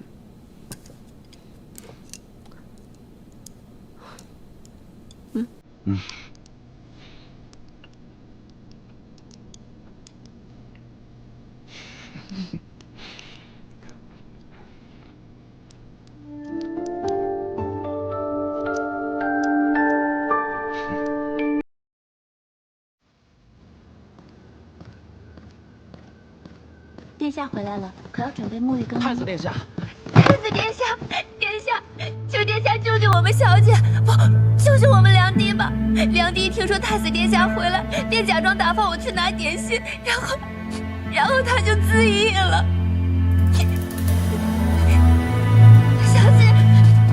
小姐，太子殿下来了，太子殿下来看您了，小姐，太子殿下来了。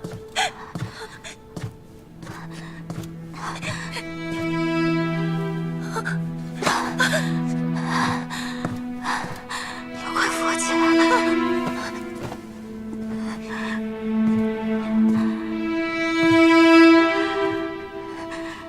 实在是令殿下烦扰了。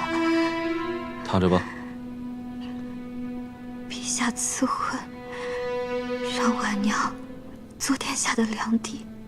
婉娘本想在家中自尽，但又唯恐牵连老父，有抗旨之嫌。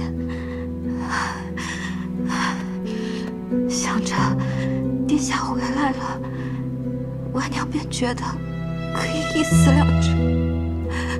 没想到秋翠较快，又被他撞上。殿下，婉娘愿出家为道。你连话都说不清楚，歇着，好好静养2天。殿下，婉娘不愿令殿下和崔小姐生了嫌隙，自知是个多余的人，婉娘愿意一死了之。你年纪轻轻，何能言及生死？我见过太多人死在我面前，我却救不了。你知道这天下有多少人，只盼着这一生能够平安活着足矣，而你一个能好好活着的人，却要去求死。殿下，好好养生。殿下，殿下，殿下，殿下。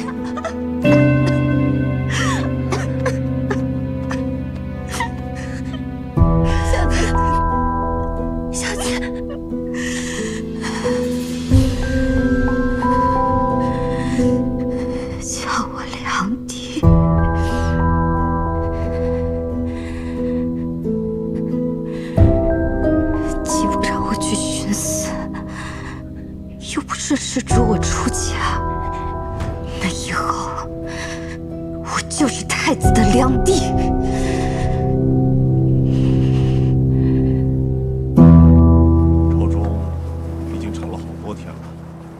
今天陛下竟然真的下旨，给崔仪定了通敌叛国之罪。太子殿下查了多日，却一无所获。但是此事其实只凭家里的口供，但偏偏那个家里被灭了口，如今只剩下一个奄奄一息的柳成风，一口咬死崔大将军。但现在呢，又无法和接树对峙，自然无法查证。这个局做得很老辣，摆明置崔仪于死地。但是父亲，太子殿下还在宫里，坚持说崔大将军无罪。一看这个天气，恐怕是要下雨了。父亲，太子殿下能劝住陛下吗？陛下对崔家妇女本就颇有成见，而且陛下对太子也不是很亲近，再加上我总觉得有人在背后挑唆陛下，恐怕太子殿下劝不住他呀。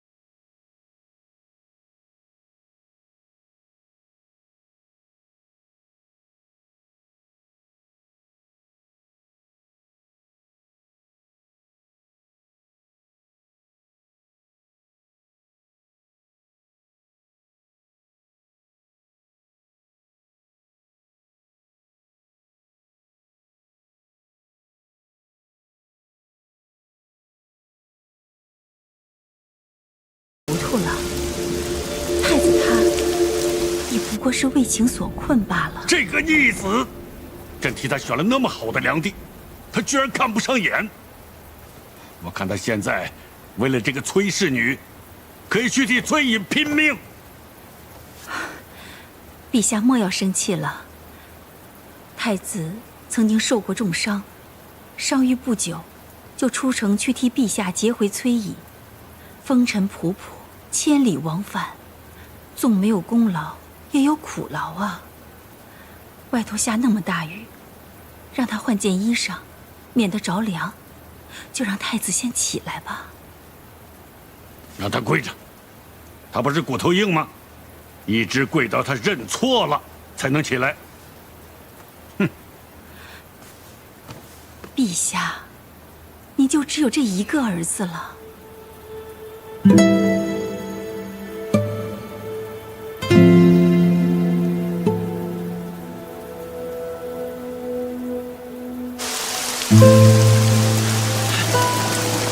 殿下，陛下让您起来，命老奴扶着您更衣去。殿下，去告诉陛下，不还崔乙清白，不让崔乙之女做太子妃，我就不起来。殿下，您这不是让老奴为难吗？将我的原话告诉他。照我以前的脾气，我早就会老了鬼。如今没有办法抛下天下不管，让陛下好好想想，是污蔑崔乙重要，还是李毅的性命重要？快去！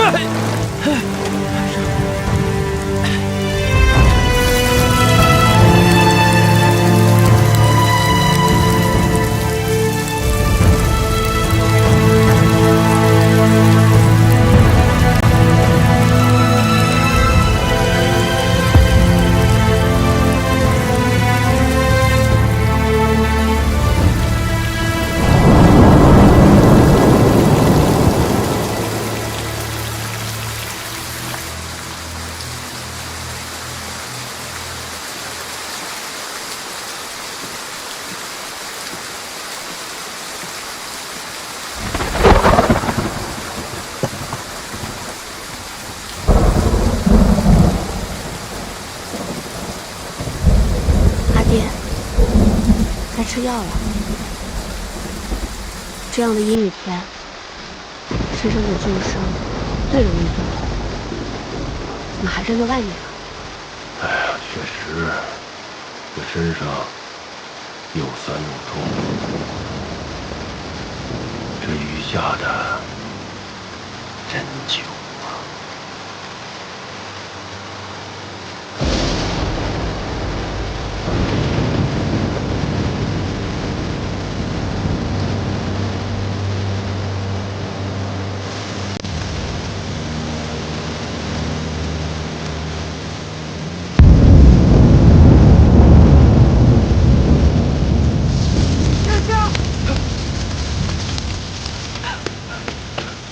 殿下，您赶紧起来吧！就当是老奴求您了，老奴求您了，何必跟陛下赌气呢？您自己身子要紧啊，殿下，老奴求您了啊！起来吧！赌气！领大臣蒙冤，迫害众人，非人君之气可。崔大将军可是救过陛下的命，我这叫赌气吗？陛下怎能行如此糊涂之事？除了敌人的奸计，他怎能如此为之？他怎能如此为之？